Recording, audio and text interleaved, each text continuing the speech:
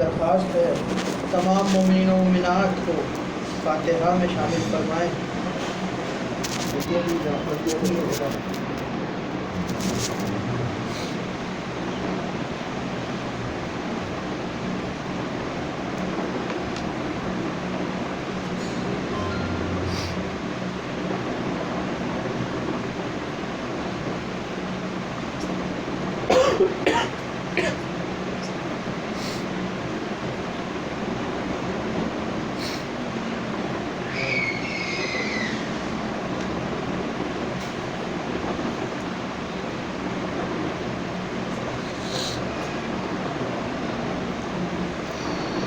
اعوذ باللہ من الشیطان اللعین الرجیم، بسم اللہ الرحمن الرحیم۔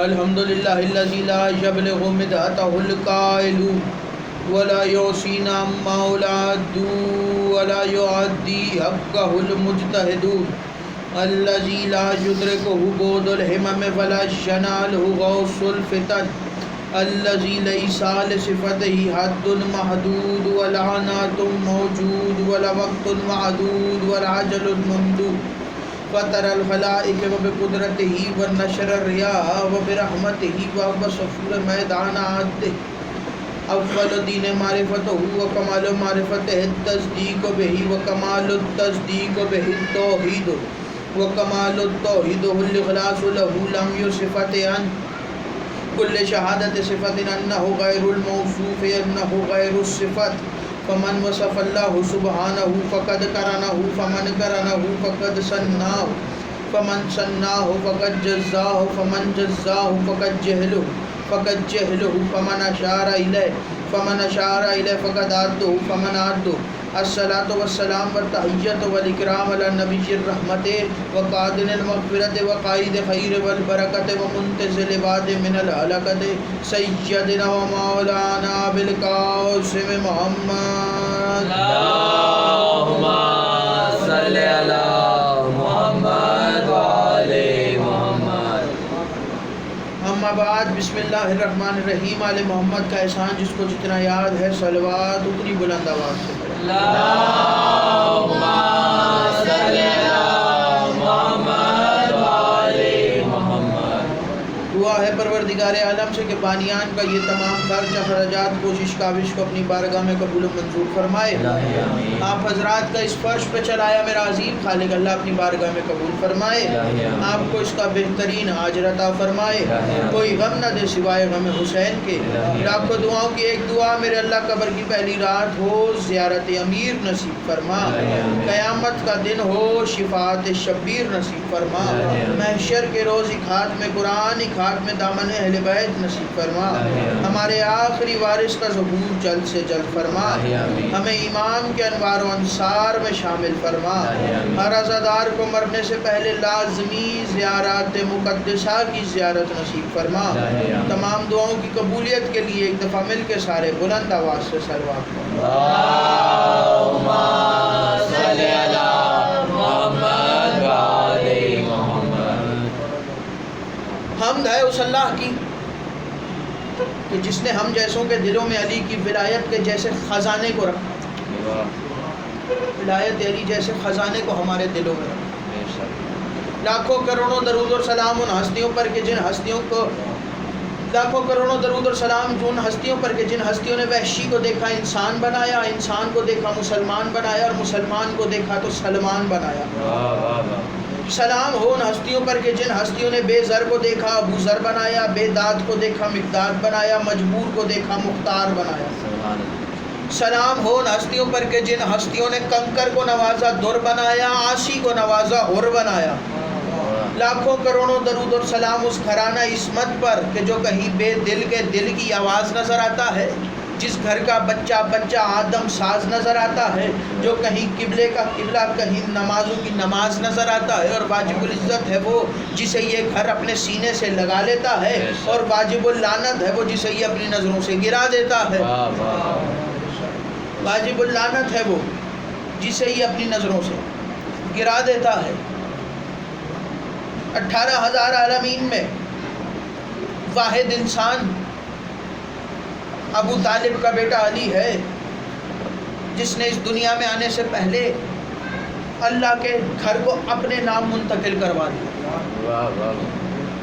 واحد انسان علی ہے جس نے اس دنیا میں آنے سے پہلے ظاہری طور پر اس دنیا میں ظاہر ہونے سے پہلے اللہ کے گھر کو اپنے نام منتقل کروایا.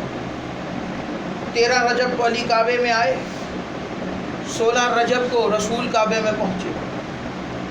دروازہ رسول نے اپنے ہاتھ سے کھولا، رسول کعبے میں داخل ہوئے تو جناب فاطمہ بنت اسد نے مسند چھوڑی اور کھڑی ہوئی اور آواز دے کے کہا یا رسول اللہ، عجیب بچہ ہے، نہ آنکھیں کھولتا ہے، نہ روتا ہے، نہ مسکراتا ہے، نہ کچھ کھاتا ہے، نہ کچھ پیتا ہے. شکایت کر رہے ہیں رسول سے، عجیب بچہ ہے، نہ کچھ کھاتا ہے، نہ کچھ پیتا ہے، نہ کچھ بولتا ہے، نہ مسکراتا ہے، نہ روتا ہے، دیکھیں تو صحیح اس کی وجہ کیا ہے. رسول نے بے ساختہ اپنے ہاتھوں پہ چھوٹے 3 دن کے علی کو اٹھایا اور آواز دے کے کہا یا علی ہم آئے ہیں.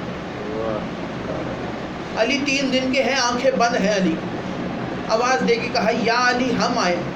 اب یہی عمل کوئی انسان کرے، کسی 3 دن کے بچے کو اٹھائے اور کہے کہ بیٹا آنکھیں کھول میں آیا ہوں، تو وہ بچہ آگے سے روئے گا.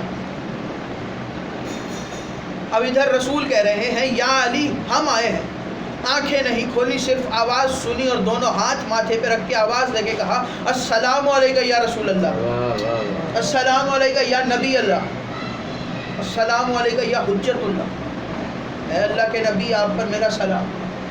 پھر علی نے آنکھیں کھولی.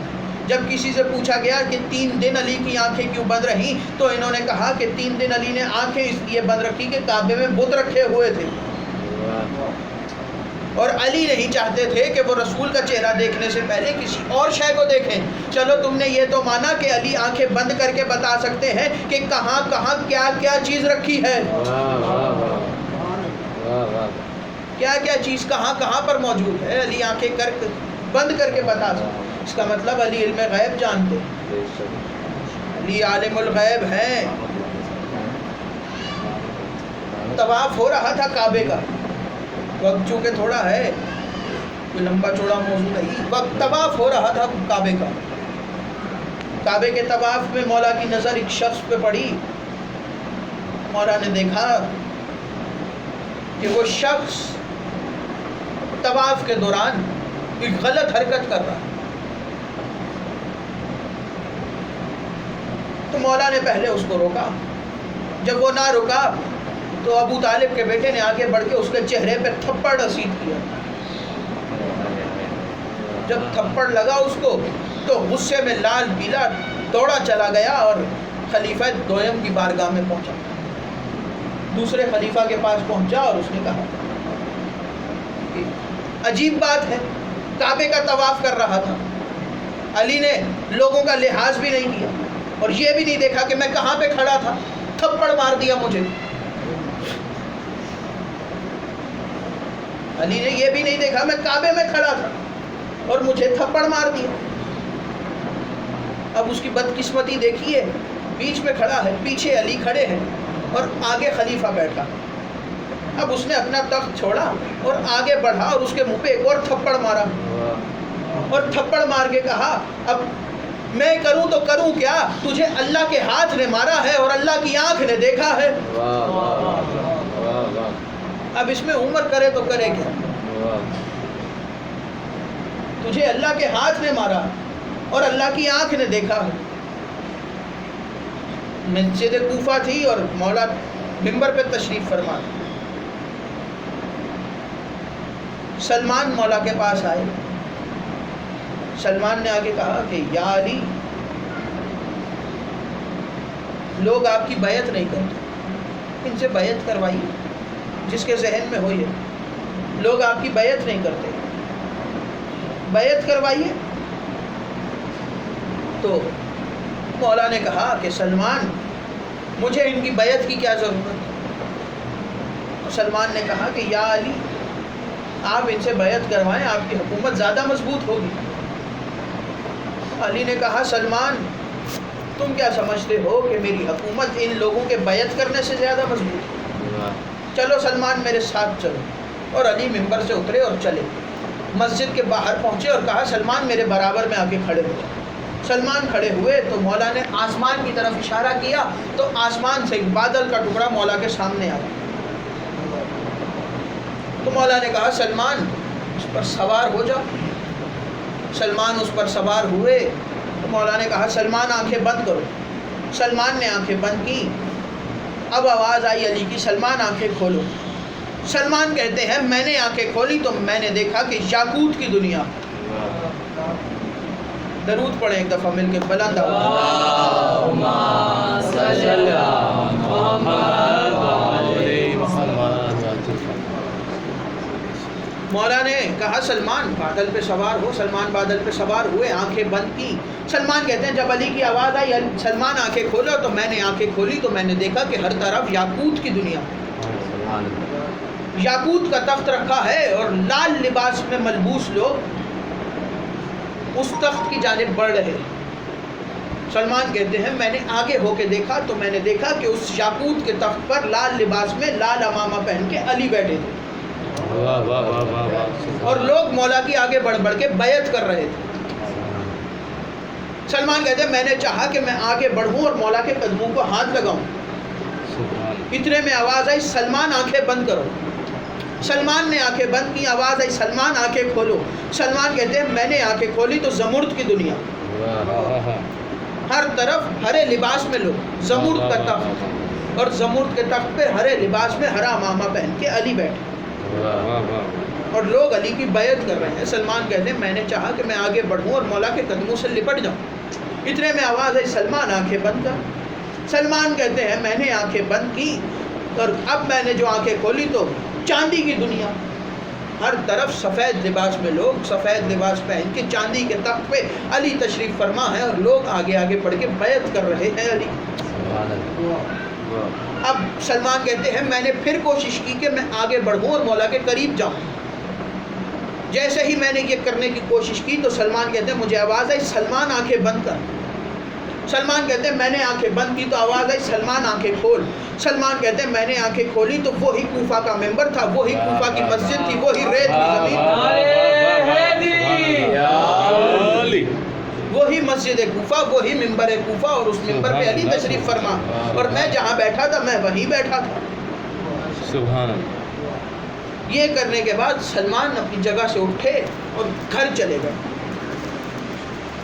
اگلے دن جناب ابو ذر مولا کے پاس پہنچا اور ہاتھ جوڑ کے کہا یا علی اللہ جانے کل سے سلمان کو کیا ایک سکتا سا طاری ہے سلمان کو. سبحان اللہ. نہ کچھ بول رہا ہے, نہ کچھ کھا رہا ہے, نہ کچھ پی رہا ہے, بس آنکھیں کھلی کی کھلی ہے اور کسی سوچ میں گم ہے سلمان. واہ واہ واہ واہ. تو مولا نے کہا کہ ابو ذر جاؤ سلمان کو میرے پاس لے کے. تو سلمان کو لایا گیا تو مولا نے کہا کہ سلمان اتنی حیرانگی کی وجہ کیا ہے. سلمان بالکل مولا کے قریب آئے, مولا کے کان سے کان ملایا اور اپنے دونوں ہاتھ جوڑ کے آواز دے کے کہا یا علی سچ سچ بتائیے گا آپ ہیں کون. واہ واہ واہ واہ. یا علی سچ سچ بتائیے گا آپ ہیں کون. اس وقت مولا نے کہا سلمان مجھے سمجھنے کے لیے یا مصطفیٰ ہونا پڑتا ہے یا خدا ہونا پڑتا ہے. سبحان اللہ سبحان اللہ. واہ واہ واہ. اور خدا کو سمجھنے کے لیے یا مصطفیٰ ہونا پڑتا ہے یا مرتضیٰ ہونا پڑتا ہے. واہ واہ واہ. یہ وہی علی نہیں کہ جو ایک جنگ میں لڑ رہے تھے اور لڑتے لڑتے مولا کے دشمن کی تلوار گر گئی. تو اس نے کہا کہ یا علی میں نے حتہ ہو گیا, میری تلوار گر گئی اور آپ کے ہاتھ میں ذوالفقار, مجھے اپنی تلوار دے دیجیے. اور وہ علی ہی کیا جو علی سے مانگے اور علی اس کو عطا نہ کرے. واہ واہ واہ واہ. سبحان اللہ. مولا نے ذوالفقار کو زمین پہ پھینکا اور کہا اٹھا لے, اٹھا لے ذوالفقار. وہ کہتا ہے کہ میں آگے بڑھا اور میں نے بڑھاپے میں جوانی کا زور لگایا, لیکن زمین سے مجھ سے ذوالفقار اپنی جگہ سے ہلی نہیں. سبحان اللہ. تو اس نے مولا کی طرف دیکھ کے کہا کہ یا علی کیا بات ہے, میں نے اس ذوالفقار کو آپ کی انگلیوں کے درمیان رقص کرتے دیکھا. واہ واہ واہ. یہ ذوالفقار آپ کی انگلیوں کے درمیان رقص کر رہی ہوتی ہے اور مجھ سے تو ہل بھی نہیں رہی. تو مولا نے مسکرا کے کہا میں نے تجھے اپنی تلوار دی ہے, اپنا ہاتھ تھوڑی نہ دیا ہے. اپنی تلوار دی, اپنا ہاتھ. مالک اشتر نے مولا سے پوچھا تھا یا علی یہ کیا بات ہے کہ آپ کی تلوار چلتی ہے تو ایک گردن کاٹتی ہے, ایک گردن چھوڑ دیتی ہے, 2 گردنیں کاٹتی ہے, پھر ایک گردن چھوڑ دیتی ہے, پھر 3 گردنیں کاٹتی ہے, 2 گردنیں چھوڑ دیتی ہے, گردن چھوڑ کے آپ کی تلوار کی چلتی ہے. مولا نے کہا کہ مالک اشتر تو بندوں کو دیکھ کے مارتا ہے اور علی کی تلوار لوگوں کے شجرے دیکھ کے اس کو مارتی ہے. جس کی نسل میں ایک بھی مومن ہوتا ہے علی اس کو چھوڑ دیتا ہے. جس کی نسل میں ایک بھی مومن علی اس کو چھوڑ دیتے. علی کسی کی سمجھ میں نہیں آتی. جب حکومت بنی تو کوفہ منتقل کی حکومت مولا نے. جب منتقل ہو گئی کوفہ حکومت تو مولا نے اپنی زندگی میں اپنی بیٹیوں کو کوفہ بلایا. اپنی زندگی میں اپنی بیٹیوں کو کوفہ بلایا. اور ایک روز مولا خطبہ دے رہے تھے. خطبہ دیتے دیتے مولا نے فرمایا کہ آج کی رات اپنے گھروں سے کوئی باہر نہ نکلے. یہ علی کا حکم. آج کی رات اپنے گھروں سے کوئی باہر نہ نکلے. لوگوں نے کہا ٹھیک ہے یا علی. آدھی رات ہوئی تو مولا نے مولا حسن کو بلایا اور کہا بیٹا حسن ذرا کوفے کی گلیوں میں جاؤ اور جا کے دیکھو کہیں کوئی مسافر یا اجنبی تو کوفے کی گلیوں میں موجود نہیں. مولا حسن واپس آئے اور کہا کہ بابا باہر ایک جاندار بھی موجود نہیں. کوفے کی گلیاں بالکل خالی ہیں جیسے آپ نے حکم کیا تھا. اس وقت مولا علی نے جناب زینب کا ہاتھ پکڑا اور کوفے کی گلی میں آ گئے. گھر سے نکلے اور کوفے کی گلیوں میں آ گئے اور چلتے چلتے ایک مقام پر علی رکے اور آواز دے کے کہا بیٹی زینب غور سے دیکھو یہ کوفے کا بازار ہے. آگے بڑھے اور آواز دے کے کہا بیٹی یہ دارالامارہ ہے. بیٹی یہ کوفے کا دربار ہے. اتنا کہنا تھا بی بی کی آنکھوں میں آنسو آئے اور رو کے کہا بابا جس کے 18 کڑیل جوان بھائی اس زینب کو یہ جگہ دیکھنے کی کیا ضرورت ہے. تو مولا نے رو کے کہا کہ بیٹی زینب ایک وقت ایسا آئے گا کہ میرے سارے بیٹے مار دیے جائیں گے اور میرے بیٹوں کی جگہ آپ کو اس بازار میں آنا پڑے گا. تو رو کے بی بی نے آواز دے کے کہا بابا جس کا عباس جیسا بھائی ہو وہ زینب بھلا اس بازار میں کیوں کر آئے. جس کا عباس جیسا بھائی, حسن حسین جیسے بھائی.